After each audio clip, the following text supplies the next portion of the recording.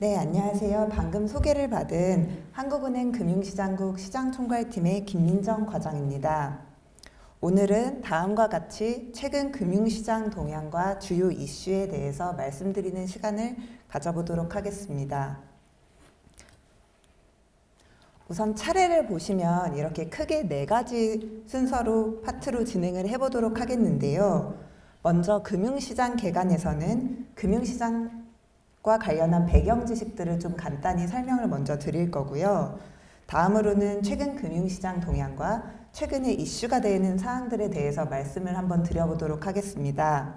이 최근 금융시장 동향과 주요 이슈는 지난 11월 금통위 당시 금융시장국에서 금통위에 보고한 내용들을 좀 담고 있는데요. 이것들을 좀 간략한 형태로 해서 소개해보는 시간을 갖도록 하겠습니다. 그래서 최근 금융시장 동향에서는 채권시장이랄지 주식시장이랄지 각 시장별로 최근의 동향에 대해서 좀 설명을 드릴 예정이고, 주요 이슈는 2가지 주제를 다뤄보고자 합니다. 첫 번째는 최근 주가 상승세에 대한 평가이고, 다른 하나는 최근 주택시장 및 가계대출 상황 관련한 내용을 다뤄보도록 하겠습니다. 마지막으로는 Q&A 시간을 가질 텐데요. 혹시 들으시다가 궁금한 점이 있으시면 이때 질의를 해주시면 감사하겠습니다. 먼저 금융시장 개관입니다. 사실 여기 계신 분들 중에 금융시장에 대해 되게 잘 알고 계신 분들도 좀 있겠지만 용어나 이런 게 좀 생소하신 분들도 있을 것 같아서 이 파트가 좀 지루할 수는 있을 것 같은데요. 금융시장에 대한 배경 지식을 먼저 좀 간단히 설명하는 시간을 갖도록 하겠습니다. 금융시장의 정의와 기능, 그리고 금융시장이 어떻게 구성되어 있는지, 그리고 저희가 통화정책을 하는 그 중앙은행이잖아요. 그래서 통화정책은 금융시장에서 어떻게 파급이 되는지 이런 것들에 대해서 좀 설명을 드리도록 하겠습니다. 먼저 금융시장의 정의인데요. 금융시장은 가계, 기업 등 경제 주체들이 금융상품 거래를 통해서 필요한 자금을 조달하고 여유자금을 운용하는 시장입니다. 그래서 흔히 말하는 주식시장, 그리고 채권시장, 그리고 은행에서 받는 대출 상품, 이런 것들이 다 이 금융시장에 포함이 되어 있습니다. 그래서 금융시장 내에서는 여러 주체들이 다양한 목적을 가지고 금융상품 거래를 하는데요. 예를 들어 가계를 보시면 사실 저희 같은 이런 개인들을 다 가계라고 하는데요. 그래서 주택을 구입하거나 아니면 생활자금이 필요할 때 은행에서 대출을 받기도 하고, 또 여유자금이 생기면 은행에 저축을 하고 주식 투자 등을 해서 수익을 확보하고자 하는 목적에서 금융시장에 참가한다고 볼 수 있습니다. 또 기업 같은 경우에는 기업 활동을 하기 위해서 운영자금이 필요하기도 하고, 또 설비 투자를 위해서 자금이 필요하려고 할 때 은행에서 대출을 받기도 하고, 시장에서 회사채 같은 걸 발행해서 자금을 조달하기도 하고, 또 기업 역시도 여유자금이 생기면 수익 확보를 위해 이 자금을 금융시장에서 운용을 하기도 하고요. 그래서 정부나 금융기관도 다 마찬가지로 금융시장 내에서 필요에 따라서 자금을 조달하는 주체가 되기도 하고 여유자금을 운용하는 주체가 되기도 합니다. 이 금융시장에는 금융기관에는 대표적으로 은행이나 증권사, 보험사 이런 주체들이 있을 수 있겠고요. 다음으로는 금융시장의 기능인데요. 여기 파트는 금융시장이 왜 중요한지에 대해 설명하는 파트라고 보시면 될 것 같습니다. 우선 금융시장은 자금의 공급자와 수요자를 연결하는 역할을 합니다. 예를 들면 이게 사실 상황에 따라 다 다른데요. 가계가 주택 구입이나 자동차 구입 등을 위해 대출을 받기도 하고, 또 여유자금이 있으면 자금을 공급해서 자금을 운용하기도 하는데요. 이렇게 개별적으로는 다 다른데 거시경제 전체로 보면은 가계는 대표적인 자금을 공급하는 주체입니다. 그래서 가계가 여유자금이 생기면 예를 들어 은행의 예금 상품을 통해 저축을 할 수 있고, 그럼 은행은 그렇게 받은 돈을 또 기업에 대출을 해주기도 하죠. 좀 극단적인 가정일 수도 있는데, 만약에 이런 금융시장이 없고 중개기관인 은행이 없다면 이렇게 여유자금을 굴리고 싶은 주체와 또 자금을 필요로 하는 주체의 서로의 니즈가 즉각적으로 쉽게 충족되기는 쉽지 않을 겁니다. 금융시장은 또한 투자 위험 관리 수단을 제공을 하는데요. 그 뭐 주식, 예금 등 다양한 금융 상품이 있고 이 금융 상품의 위험도는 또 다르고 이 위험도에 따라서 또 수익률도 다 다릅니다. 그래서 금융시장에 이렇게 다양한 상품이 있는 만큼 참가자들은 여러 상품에 좀 분산 투자를 함으로써 위험을 해지하기도 합니다. 또 금융상품의 대표적인 특성으로는 유동성이 상대적으로 높다는 점을 들 수 있습니다. 예를 들어 부동산 같은 경우를 한번 생각을 해보면 부동산은 사실 거래 비용이 되게 크잖아요. 그래서 오늘 내가 이 집을 팔아서 현금화를 하고 싶다 했을 때 그 시간이 좀 한참 걸리고 거래 비용도 큰데 뭐 주식 같은 경우에는 증권사 앱에서 뭐 클릭 한 번이면 매매가 이루어지고 또 자금도 매도 자금도 상대적으로 빨리 들어온다는 측면에서 유동성이 높은 상품이라고 보시면 됩니다. 마지막으로는 시장 규율 기능을 수행한다는 점인데요. 이게 물론 뭐 가격에 100% 다 반영이 되는 것은 아닐 수도 있지만 금융상품 가격에는 대체로 발행 주체의 건전성 등이 반영이 됩니다. 그래서 뭐 기업의 성장성이 악화된다든가 아니면 뭐 기업들의 자금 사정이 안 좋아진다든가 하는 일이 있으면 그 기업의 주가가 좀 떨어진다거나 아니면 그 기업이 자금을 조달할 때 필요한 그 회사채 발행 금리가 올라간다든가 하는 방식으로 이런 감시 기능이 작동하고 있습니다. 금융시장은 크게 또 금융중개기관의 개입 여부에 따라서 직접 금융시장과 간접 금융시장으로 구분이 되는데요. 예를 들어 저희가 뭐 예금을 하고 대출을 받을 때는 은행이라는 기관이 중개를 해주잖아요. 그러면 중개기관이 개입하는 간접 금융시장이다 이렇게 보고 있고요.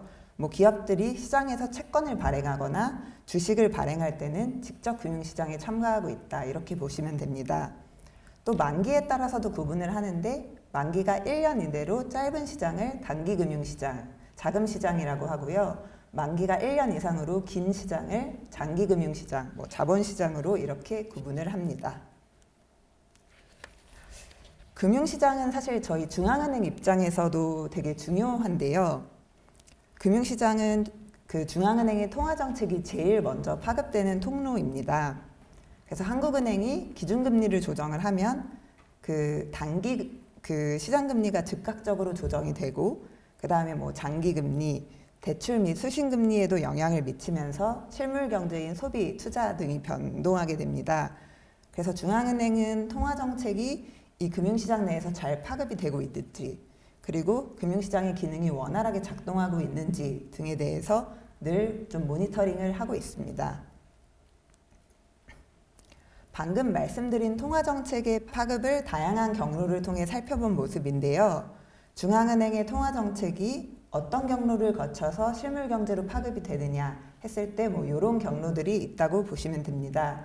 이 중에서 좀 몇 개만 간단히 말씀을 드리고자 하는데요. 여기 맨 왼쪽에 금리 경로를 보시면 예를 들어 중앙은행이 금리를 조정하면 시장금리랑 여수신금리도 따라서 조정이 되게 되는데요. 예를 들어 금리를 인하할 경우에 시장금리나 대출금리가 내려가면 가게나 기업들의 자금 조달 비용도 좀 하락을 하겠죠. 그러면 이게 기업 투자와 가계 소비가 늘어나는 걸로 이어지게 됩니다. 또한 두 번째 자산가격 경로를 보시면 중앙은행이 금리를 내리면 주가나 부동산 가격 등이 좀 상승할 수 있겠죠. 그러면 개인들은 내 자산 가치가 상승을 한 거니까 이걸 부의 효과라고도 하죠. 그래서 소비를 좀 늘릴 수 있게 되고 따라서 총수요가 증가하는 효과가 나타나게 됩니다. 그 다음에 기대 경로를 또 보시면은 사실 중앙은행이 정책금리를 직접적으로 조정을 하지 않더라도 예를 들어 앞으로 우리는 한동안 인하기조를 유지할 거다 아니면 앞으로 한동안 긴축기조를 유지할 거다 이런 시그널을 보내는 것 자체만으로도 경제 주체들의 기대가 변화해서 소비나 투자 등 실물 경제에 영향을 미치게 됩니다. 이 외에도 뭐 몇 가지 경로들이 더 있는데 이걸 뭐 다 말씀드리기엔 약간 길어서요. 자세한 내용은 그 한국은행 홈페이지에 있는 한국의 통화정책이라는 책에 좀 자세하게 나와 있어서 혹시 궁금하신 분은 그걸 좀 참고하셔도 좋을 것 같습니다. 다음으로는 그 최근 금융시장 동향에 대해 설명을 드릴 텐데요. 이게 금융시장국에서 11월 금통위 당시 금통위원들한테 보고를 했던 내용이라 대부분 내용이 한 10월에서 11월 하순 정도까지의 서술이 담겨 있습니다. 이 이후의 내용을 제가 따로 업데이트는 못했는데요. 사실 그때랑 뭐 지금 12월 좀 지난 부분이랑 크게 달라진 부분은 많지가 않아서 이 내용을 그대로 말씀을 드려도 그 최근 동향 파악에는 좀 의미가 있을 것 같습니다. 그래서 여기 보시는 이 6개 파트로 좀 나누어서 설명을 드리도록 하겠습니다. 먼저 자본시장인 시장금리 그리고 주가, 그리고 신용시장인 여수신금리, 가계대출, 기업 자금 조달, 그리고 금융기관의 수신까지 이렇게 좀 살펴보도록 하겠습니다. 먼저 시장금리 동향에 대해 설명드리기 전에 관련해서 그냥 이론적인 부분을 참고차 간단히 말씀을 드리고자 하는데요. 뭐 알고 계신 분들도 있겠지만 뭐 모르시는 분들을 위해 간단하게만 설명을 드리겠습니다. 여기 왼쪽 네모 박스를 보시면 채권 수익률 산출식이 나와 있잖아요. 그래서 수식 같은 경우에는 그냥 참고를 하시면 될 것 같은데 기억해 주셔야 되는 거는 채권 수익률과 가격이 반비례, 역외관계에 있다는 점입니다. 그래서 채권 가격이 오르면 금리는 떨어지고 금리가 오르면 가격은 떨어지게 됩니다. 또한 채권 금리는 뭐 기준금리 조정이랄지 아니면 뭐 채권에 대한 수요 공급 그리고 뭐 위험 유동성 프리미엄 등 다양한 요인에 의해서 결정이 되는데요. 신용도에 따라서 채권 금리가 좀 다르게 나타난다는 점도 기억해 주시면 좋을 것 같습니다. 예를 들어 정부가 발행하는 국고채 금리가 예를 들어 3%에 발행을 했는데 신용도가 그렇게 높지 않은 일반 기업이 똑같이 3%로 회사채를 발행하고 싶다고 하면 아무도 해당 회사채를 사지는 않을 겁니다. 같은 수익률이면 투자자는 부도 위험이 거의 없는 안전한 국채에 투자를 하고 싶을 때니까요. 그래서 발행 주체의 신용 위험, 부도 위험을 반영해서 그 신용 위험이 높아지면 채권 금리도 올라가는 방식으로 진행이 됩니다. 그래서 앞서 살펴본 정보를 바탕으로 최근 장기 시장 금리 흐름을 한번 살펴볼 텐데요. 사실 채권 시장 파트는 뭐 기사도 자주 나고 좀 친숙한 부분이기는 한데 또 조금 어려운 측면도 있어서 여기 부분은 제가 좀 자세하게 설명을 드리도록 하겠습니다. 여기 왼쪽 아래 그래프를 보시면 이 주황색 선이 국고채 10년물 그래프 선이고요. 이 갈색 선이 국고채 3년 그래프인데 보시면은 2024년, 그러니까 지난해 이후로 좀 올해 중반까지 한동안 좀 하락을 했죠. 이게 뭐 당시 경기 둔화에 대한 우려가 좀 크기도 했고 이에 대응을 해서 한국은행이 그 지난해 10월부터 올해 상반기까지 금리를 4차례 또 인하를 했거든요. 이러한 영향들이 이런 금리 하락세에 좀 반영이 되었다 이렇게 보시면 될 것 같습니다. 그런데 최근 들어서는 이 국고채 금리가 좀 올랐는데요. 특히 뭐 10월 이후에 여기 그 오른쪽에 네모 박스로 따로 표시한 게 10월 이후의 흐름인데 이때를 보면 좀 상당폭 오른 것을 좀 확인하실 수 있습니다. 그래서 그럼 최근에 국고채 금리가 왜 올랐냐를 보면 국내 경기 개선 기대가 강화되고 또 금융안전 경계감 지속 등으로 금리 인하 기대가 줄어들면서 큰 폭 상승했다 이렇게 보실 수 있겠습니다. 금융안전 경계감에 대해서 조금 부연 설명을 해드리면은 최근에 환율도 좀 높은 수준을 지속하고 있고 부동산 시장 및 가계대출 상황에 대한 우려도 좀 계속되고 있는 상황입니다. 그래서 시장에서 하느니 만약에 금리를 내리면 우리나라에 대한 투자 메리트가 줄어서 환율이 더 오를 수도 있고 또 부동산 가격을 또 자극할 수도 있고 이런 생각을 해서 아마 못 내릴 거다 뭐 이런 기대들이 반영을 되면서 최근 금리 인하에 대한 기대가 좀 줄었거든요. 이러한 요인들이 최근 국고채 금리 상승에 반영된 걸로 이렇게 보시면 될 것 같습니다. 두 번째로 말씀드릴 것은 회사채 신용 스프레드인데요. 여기 오른쪽 그래프를 보시면 되는데 기업이 발행하는 회사채 금리랑 정부가 발행하는 국고채 금리와의 차이를 회사채 신용 스프레드라고 합니다. 일반 기업이 아무래도 정부에 비해 부도 위험이 높으니까 이 차이도 양의 값을 가지는데요. 이거는 보면은 24년 이후에 완만한 하락 추세를 보여왔는데요. 여기 그래프의 시기가 조금 길어서 이렇게 막 뚜렷하게 나타나진 않는데 아주 최근 들어서는 좀 소폭 상승 전환하는 모습입니다. 아까 말씀드렸듯이 뭐 금리 상승이 예상된다는 말은 뭐 채권 가격이 좀 떨어질 것이라는 말과 같은 말이잖아요. 그래서 이런 기대가 있는 상황에서는 채권에 대한 투자 수요가 좀 많지 않게 됩니다. 그래서 이러한 상황에서 뭐 우량 채권인 한전채 입찰도 좀 부진하고 또 은행채 발행이 많아지면서 은행채로 투자 자금도 좀 가고 이런 상황이 돼서 국고채 금리보다 회사채 금리가 조금 더 오르는, 그래서 회사채 신용 스프레드가 좀 소폭 확대되는 이런 상황이 최근 들어 나타나고 있습니다. 다음으로는 단기 시장 금리 및 수익률 곡선에 대해 말씀드릴 텐데요. 단기 시장 금리는 만기가 1년 이내로 짧은 시장 금리입니다. 그래서 최근의 동향을 말씀드리면 주요 단기 시장 금리는 기준금리 기대 변화, 그리고 은행들의 자금 조달 수요 증가 등으로 상당폭 상승을 했습니다. 여기서 은행의 자금 조달 수요에 대해 조금 더 말씀을 드리면은 은행들이 최근에 자금 조달 수요가 좀 늘었습니다.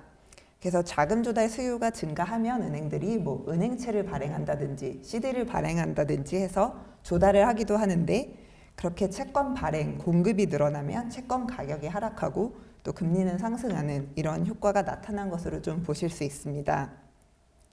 여기 오른쪽에 수익률 곡선은 채권의 만기에 따른 그 금리 변화를 보여주는 그래프인데요. 여기 X축은 채권 만기이고 Y축은 채권 수익률입니다.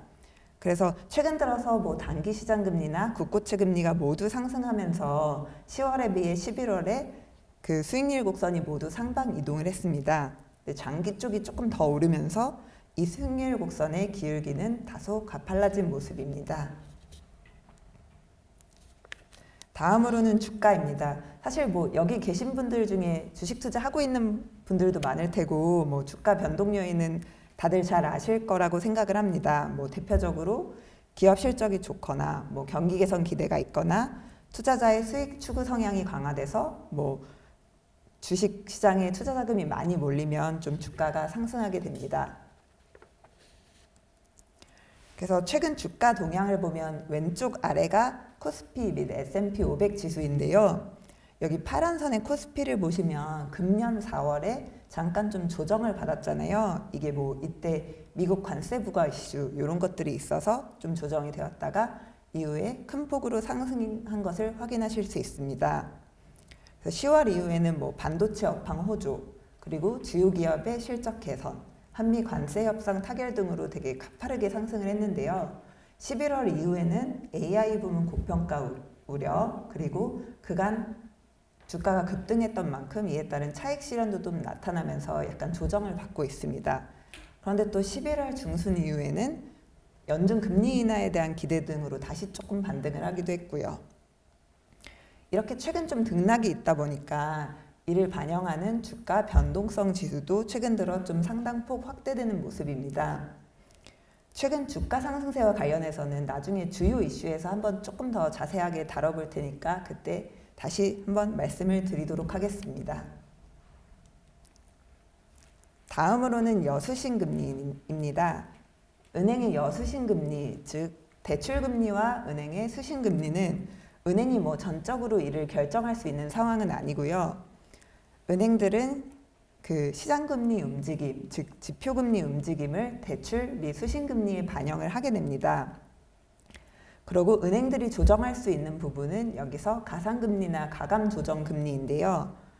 그래서 가상금리 및 가감조정금리는 뭐 대출을 받는 주체의 신용도, 뭐 신용도가 높은 뭐 기업에 대출을 할 때는 조금 더 낮은 금리로 은행이 대출을 해줘도 되겠죠. 뭐 그리고 담보 유무, 그리고 뭐 은행의 수익성이라든지 이런 그 영업 전략 이런 게 이런 금리들에 반영이 되고 있습니다. 그래서 결론적으로 은행의 여수신 금리에는 시장금리 변동, 그리고 은행들이 조정하는 가상금리적인 부분이 같이 반영이 되어 있다고 보시면 될 것 같습니다. 그래서 앞서 장단기 시장금리 파트에서 잠깐 말씀드렸던 것을 기억해 보시면 24년 이후 뭐 장단기 시장금리는 좀 하락 추세를 보여왔었잖아요. 그래서 그런데 최근 들어 다시 장단기 시장금리가 좀 상당폭 상승했다고 제가 말씀을 드렸었는데, 이런 흐름을 반영해서 맨 왼쪽에 대출금리 그래프인데요. 맨 왼쪽 그래프의 대출금리 그래프도 지난해 이후를 보면 24년 이후 대체로 하락하는 움직임을 보이다가 최근 들어서 좀 상승 전환을 하고 있습니다. 근데 좀 특이한 점을 보시면 여기 파란 선의 가계대출 그리고 주택담보대출 금리를 보면 이게 24년 하반기에는 좀 상당폭 상승을 했잖아요. 이때는 사실 지표금리, 시장금리는 대체로 하락을 하는 추세였는데도 가계대출금리는 좀 상승을 했는데 이때 보면 이때 작년 한 6월, 8월 이때쯤에 가계대출이 좀 상당폭 늘어나고 이를 관리할 필요성이 높아지면서 은행들이 그 전에 가상금리를 상당히 낮춰왔던 부분이 있었는데 가계대출 관리를 위해서 주담대에 대한 가상금리를 이때 확 높였습니다. 그런 부분이 여기 금리에 좀 반영이 된 거라고 보시면 되겠고요. 그때와 달리 최근 들어서 이 대출금리가 상승 전환한 것은 여기 중간에 보시는 게 장단기 지표금리 그래프인데 은행이 여수신금리 산정할 때 주로 이런 금리들을 연동해서 반영을 합니다. 그래서 10월, 11월 중에 보시면 장단기 지표금리가 주담대에 주로 연동되는 게 은행채 5년물인데 이 은행채 5년물을 중심으로 상당폭 오른 것을 확인을 하실 수 있습니다. 그래서 이러한 지표금리 움직임을 반영을 해서 은행 대출금리도 11월 들어서는 좀 상승 전환을 했고 맨 오른쪽에 은행 수신금리 그래프도 이를 반영해서 최근 좀 오르고 있다 이렇게 보시면 될 것 같습니다. 다음으로는 가계대출입니다. 올해 사실 가계대출은 뭐 기사도 많이 나고 늘 이슈가 되고 있는 부분인데요. 그 뒤에 설명을 조금 더 편하게 하시기 위해서 간단하게만 분류를 설명을 드리면 가계대출은 크게 주택담보대출과 이 주택담보대출을 제외한 나머지 대출, 기타 대출로 구분을 될 수 있습니다. 그래서 주택담보대출은 크게 개별주담대, 집단대출, 전세대출 이렇게 나눌 수 있는데요. 개별주담대는 개인의 주담대, 그러니까 뭐 주로 주택 구입을 할 때 받는 주담대 등을 둘 수 있고요. 그 다음에 집단대출 같은 경우에는 만약에 청약 등에 당첨되면 아파트를 분양을 받게 되잖아요. 이에 따라 받는 대출이 집단대출인데 뭐 아파트를 분양받게 되면 뭐 계약금도 주고 중도금도 납부하고 잔금도 납부를 하는 과정에서 뭐 그 분양받은 뭐 수천 세대 뭐 이렇게 많은 세대들이 다 같이 자금이 좀 조달 필요성이 있고 그래서 말 그대로 집단이 받는 대출이다 해서 집단대출 이렇게 이해를 하시면 좋을 것 같습니다. 뭐 전세대출은 뭐 전세보증금 마련 등을 위한 목적에서 받는 대출이고요. 기타 대출은 주로 신용대출로 구성이 되고 이 외에도 뭐 예적금을 담보로 한 대출이랄지 뭐 이런 대출 등이 있습니다. 최근 가계대출 동향에 대해 말씀을 드리고자 하는데요. 여기 금융권 여기 왼쪽 그래프의 빨간 선이 금융권 전체 가계대출의 증감을 나타내는 그래프입니다. 그래서 이게 방금 제가 여수신금리 파트에서도 설명을 드렸었는데 지난해를 보면은 지난해 6월, 8월 중에 이 금융권 가계대출 증감이 확 올라가잖아요. 그래서 이후에 가계대출을 관리하려는 노력이 좀 강화가 되면서 한동안 증감의 규모가 좀 줄었어요. 근데 올해 초부터 이 금융권 가계대출이 다시 늘어나기 시작해서 뭐 5월, 6월 뭐 이때쯤에는 상당폭 증가를 한 것을 확인하실 수 있습니다. 근데 이후에 또 627 대책이 나오고 또 가계대출 관리가 강화되면서 그 이후에는 월별 등락은 다소 있지만 대체로 좀 둔화 흐름을 보이고 있고요. 그리고 최근 동향을 이렇게 주택 관련 대출과 기타 대출로 나누어서 살펴보면은 방금 말씀드렸듯이 주택 관련 대출은 거시건전성 규제 강화의 영향으로 둔화 흐름을 좀 지속을 하고 있는데 이 기타 대출 부분, 여기 왼쪽 그래프에서는 이 회색 막대 부분이고요. 이거를 조금 더 자세하게 분류해 놓은 게 오른쪽 그래프인데 여기를 보시면 기타 대출은 그간 대체로 좀 감소하는 추세를 보였었잖아요. 근데 10월 이후에는 뭐 국내외 주식 투자 확대 뭐 이런 걸로 신용 대출도 좀 늘어나고 하면서 증가 규모가 좀 다소 확대되는 모습을 보이고 있습니다. 가계대출 관련해서도 그 뒤쪽 이슈에서 조금 더 다룰 예정이라서 그때 다시 한번 말씀드리도록 하겠습니다.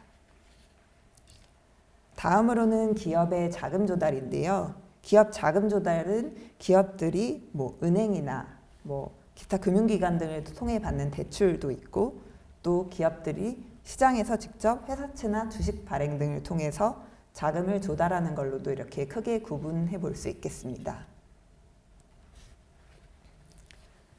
그래서 은행 기업 대출을 보면 여기 왼쪽 그래프 빨간 선을 보시면 이게 은행 기업 대출 증가율 선인데요. 이걸 좀 장기적인 시기에서 보면 은행 기업 대출 증가율이 좀 줄어들고 있잖아요. 그래서 아무래도 뭐 21년 이후에 뭐 금리를 저희가 꽤 올리기도 했고 또 이후에 경기도 좀 그렇게 좋지 않다 보니까 아무래도 은행들이 자금 조달 필요성이 그렇게 크지 않는 부분, 기업 대출이 많이 늘어나지 못한 부분이 좀 있었던 걸로 보입니다. 근데 또 최근을 보면은 10월을 중심으로 살펴보면은 은행 기업 대출은 중소기업 대출을 중심으로 증가 규모가 전월에 비해서는 좀 소폭 확대되긴 했는데요. 그 배경에는 물론 뭐 전월에 비해 기업들의 자금 수요가 좀 늘어난 점도 있겠지만 은행들의 기업 여신 확대 전략이 좀 지속되고 있는 측면도 있습니다. 최근 기사도 좀 많이 나는 것 같은데 정부에서 부동산 등에 대한 대출보다는 생산적 금융을 확대한다고 하죠. 그래서 기업 쪽으로 좀 자금이 가도록 장려하고 있는 추세거든요. 그래서 이러한 생산적 금융의 일환으로 은행들도 뭐 기업 대출을 할 때 우대금리를 제공한다거나 하는 식으로 기업 여신을 좀 확대하는 전략을 활용을 하고 있습니다. 그 부분이 좀 반영된 측면이 있고요. 뭐 직접 금융 자금 조달은 그냥 자세한 설명은 넘어가도록 하겠습니다. 다음으로는 금융기관 수신인데요. 그 은행 수신을 먼저 보면 10월 중 은행 수신은 뭐 계절적 요인으로 수시 입출식 예금이 큰 폭 유출되면서 감소를 했습니다. 이게 보시면은 그 분기 말에 보통 기업들은 재무 비율 관리를 위해서 좀 현금 비율을 올리려는 경향이 있거든요. 그래서 그렇게 하기 위해서 수시 입출식 예금에 그 자금을 상당폭 넣어놓는 경향이 있습니다. 근데 그게 다시 9월이 끝나고 10월이 되면은 다시 그 자금을 좀 빼가거든요. 그래서 다시 자금이 좀 유출이 되는 그런 경향이 있는데 수시 입출식 예금은 아무래도 이렇듯 좀 계절성이 크고 좀 들쭉날쭉한 경향을 좀 보이는 경향이 있습니다. 그에 반해 은행의 좀 기조적인 자금 조달을 보여주는 정기예금 같은 경우에는 10월 중에 사실 가계자금이 뭐 주식 투자 등을 위해 약간 일부 유출이 되고 그랬는데 그래도 지자체 자금이 일시 예치되고 일부 은행이 또 뭐 규제 비율, 유동성 비율을 맞추기 위해서 또 그 자금 조달을 할 필요성이 좀 높아지면서 약간 증가한 부분이 있습니다. 여기서 맨 오른쪽 그래프는 자산운용사 수신인데요. 보시면 그 10월 중에 주식형 펀드가 큰 폭 증가하고 또 MMF로도 자금이 많이 유입이 되면서 자산운용사 수신이 꽤 증가한 것을 확인하실 수 있습니다.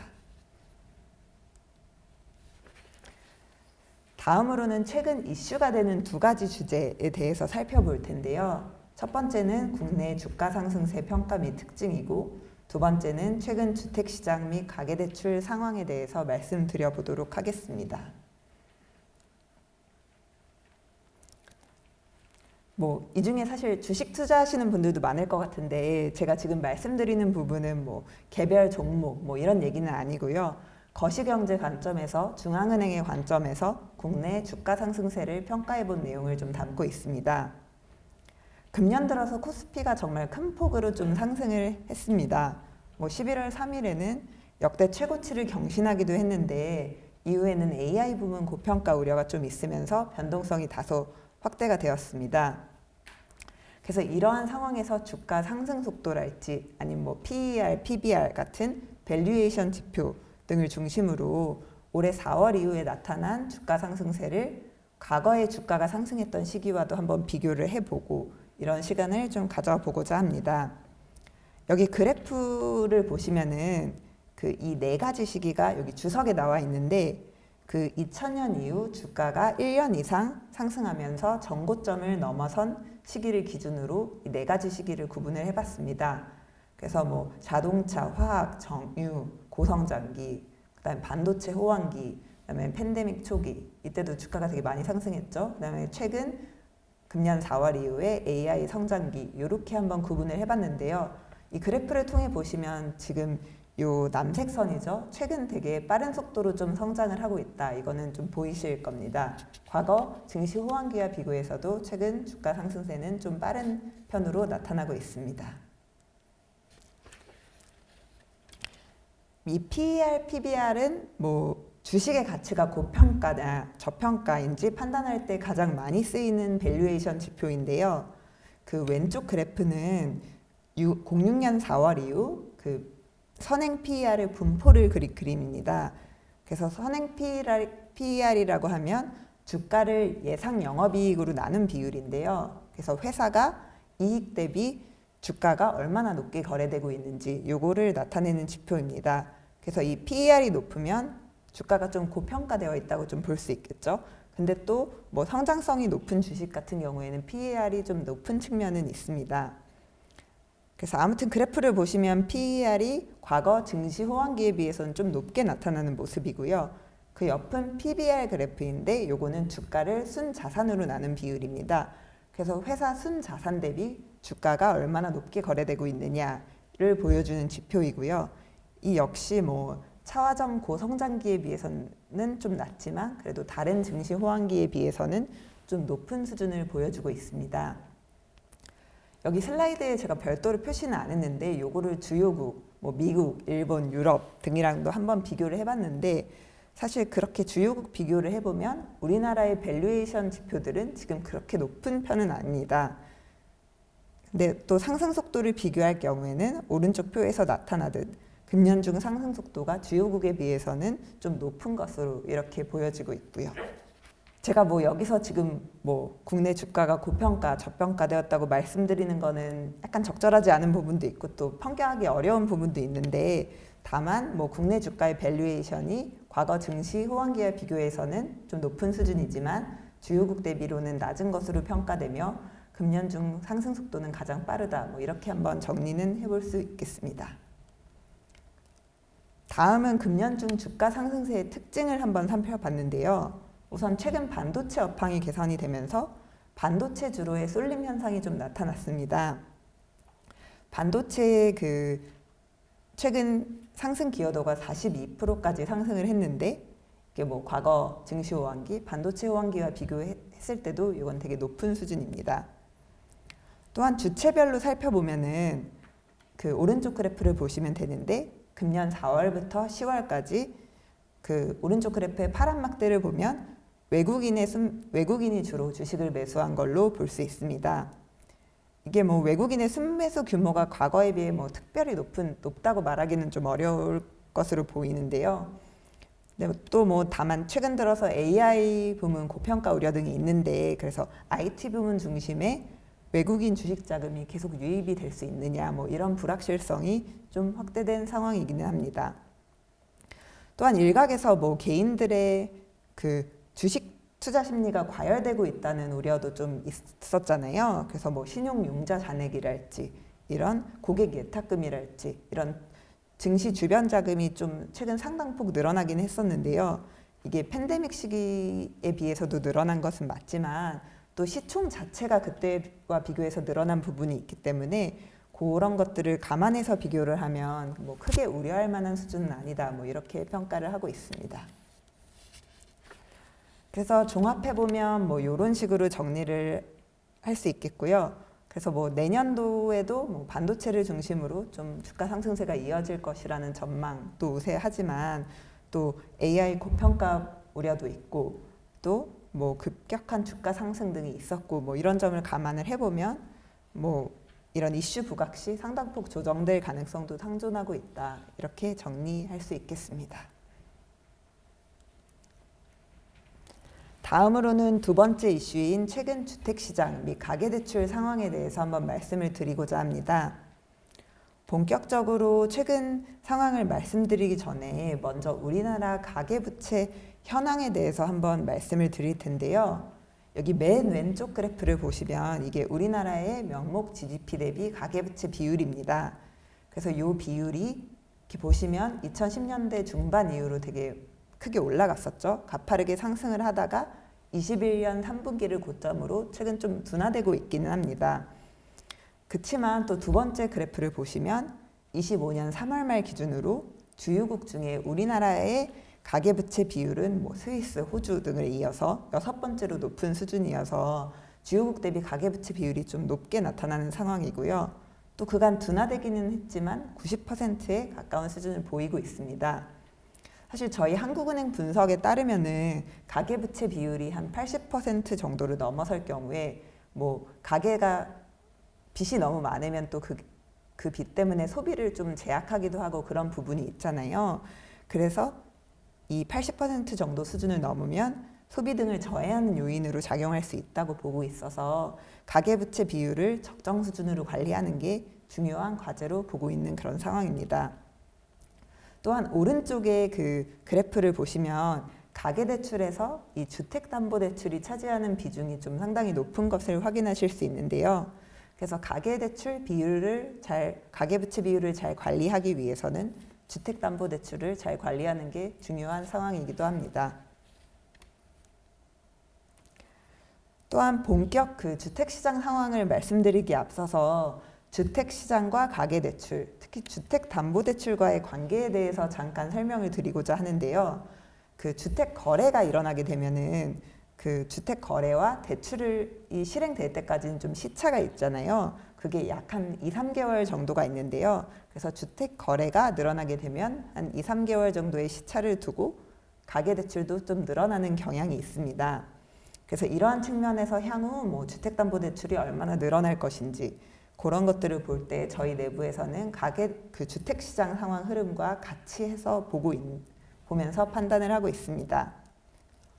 그럼 본격적으로 주택시장 동향에 대해서 말씀을 드리면은 수도권 주택시장은 여기 보시면은 그 2022년 한 중반 이후에 가격이 좀 하락을 했었죠.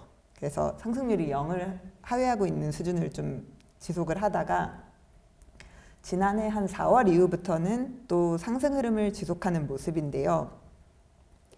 아까도 잠깐 말씀드렸는데 지난해 뭐 6월, 8월 이럴 때 여기 좀 올라온 것을 보실 수 있죠. 이때도 주택시장이 과열되었다가 가계대출 관리가 강화되면서 이 주택 좀 진정이 되는 모습을 보였습니다.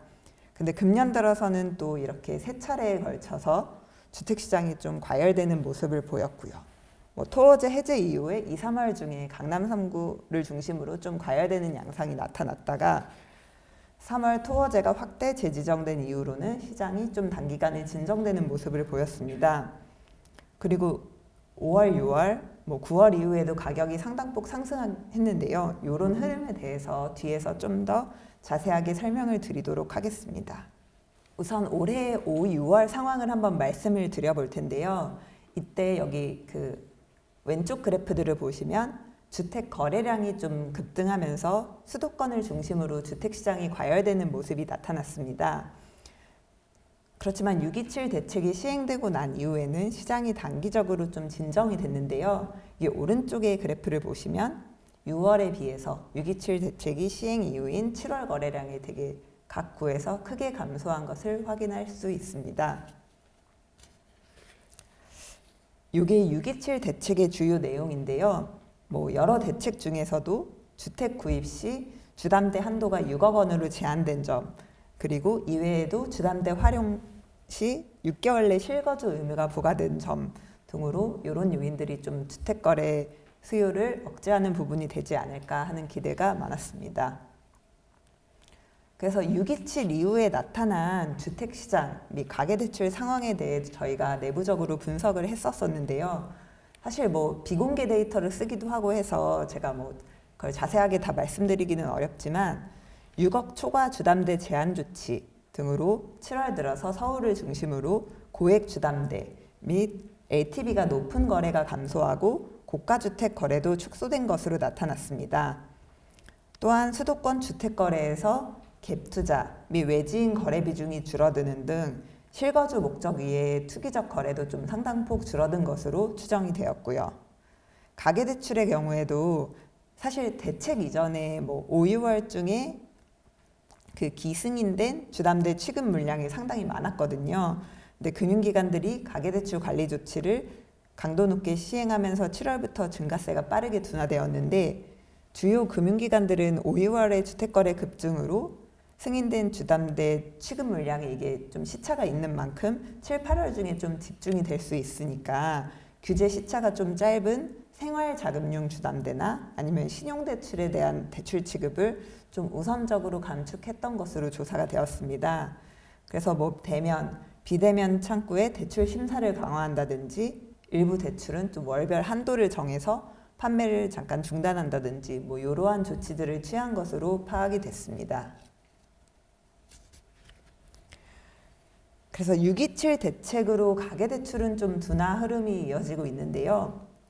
이것과 달리 수도권 주택시장은 또 9월 들어서 가격 상승폭과 거래량이 크게 확대되면서 재차 과열되는 모습을 보였습니다. 특히 여기 10월 3주차를 보시면 아파트 가격 상승률이 뭐 서울의 경우 0.5% 이렇게 이게 주간 상승률이거든요. 그래서 이게 매우 높은 상승률을 기록했고 이게 막 연율로 환산할 경우에 일부 지역은 100%를 상회하는 상승률을 나타내면서 상당한 과열세를 보였습니다.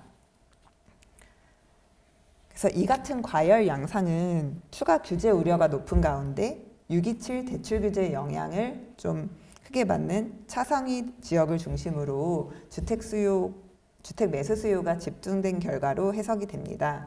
여기 왼쪽 아래 그래프를 보시면은 핵심지 주택가격 상승세는 주변 지역으로 좀 빠르게 확산이 됐고요.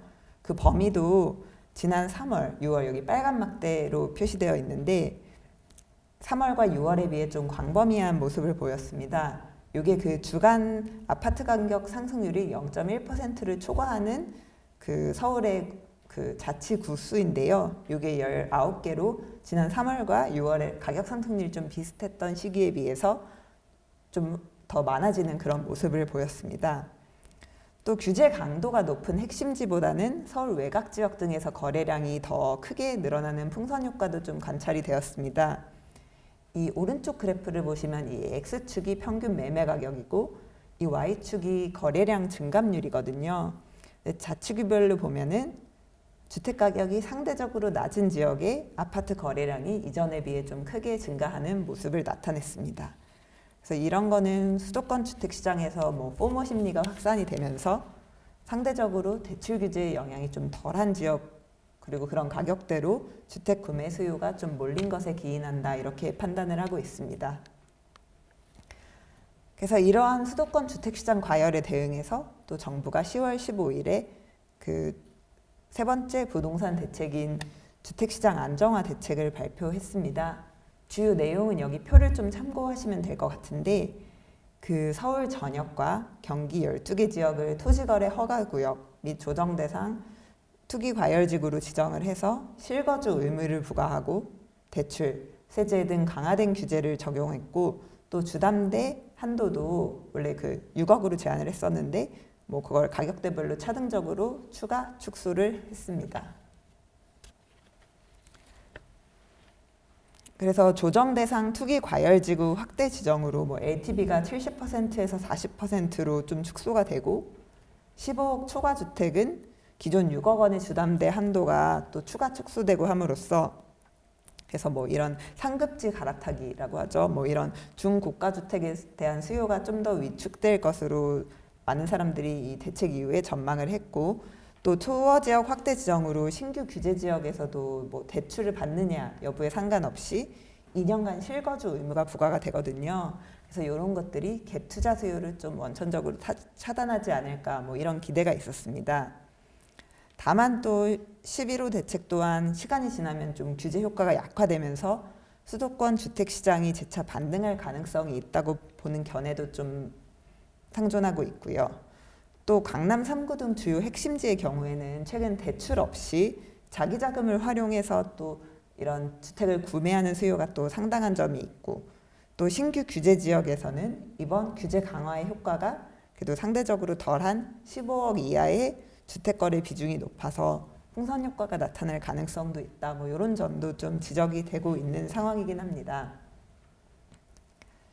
그래서 15 대책 이후에 지금 뭐 주택시장 상황은 어떤가 한번 봤더니 여기 그래프를 보시면 알 수 있듯 최근에 서울 아파트 매매 가격 상승률이 좀 축소되긴 했습니다. 근데 그래도 여전히 그렇게 엄청 낮은 수준까지 내려온 것은 아니고요. 그 다음에 우측의 거래량 그래프를 보시면은 11월은 추정치이긴 한데 서울이 좀 꽤 감소했죠. 근데 그래도 또 경기, 인천 뭐 이런 데는 크게 줄어들지는 않고 있는 상황이고요. 그래서 종합적으로 좀 보자면 주택시장 거래량이 기대만큼은 줄지 않고 있고 가격 둔화세도 좀 더딘 편이어서 향후 주택시장과 가계대출 전개 상황과 관련한 불확실성은 여전히 높다. 이렇게 좀 평가를 하고 있습니다. 그래서 앞으로도 뭐 한국은행도 그렇고 관련 상황을 좀 유심히 모니터링할 필요가 있다고 판단하고 있는 상황입니다. 그러면 이것으로 준비된 강의를 마치겠습니다. 좀 긴 시간 동안 들어주셔서 감사합니다.